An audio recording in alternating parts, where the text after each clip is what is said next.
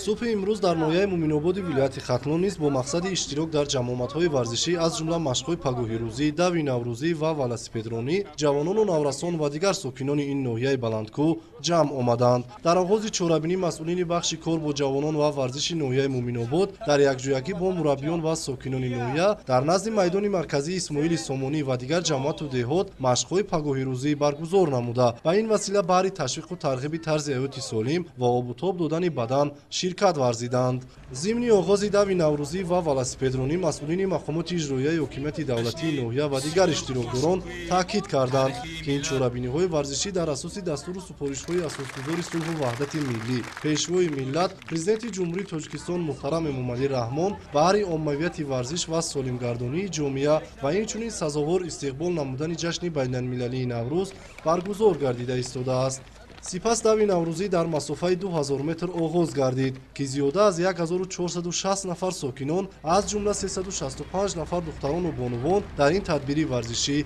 اشتراک کردند. مسابقه ولاماراتون با اشتراک وسیع ساکنان در مسافه 5000 متر تشکیل گذرانیده شد. در فرجام مسابقه بیش از 10 نفر ورزشکاران نورس و جوان با توفیق تأسیس نموده مقامات اجرایی حکومت دولتی ناحیه مومن‌آباد و بخش کار با جوانان و ورزش ناحیه قدرشناسی کرده شدند. مدیر بخش کار با جوانان و ورزش ناحیه مومن‌آباد عبدالله رجبов اطلاع داد که در ماه جاری طبق نقشه چهاربینی‌های مقامات محلی و کمیته کار با جوانان و ورزش نزد حکومت جمهوری تاجیکستان بخشیده به جشن بین‌المللی نوروز سلسله چهاربینی‌های عمومی ورزشی سالمگردانی و مسابقه‌های گوناگون ورزشی نیز برگزار کرده می‌شود.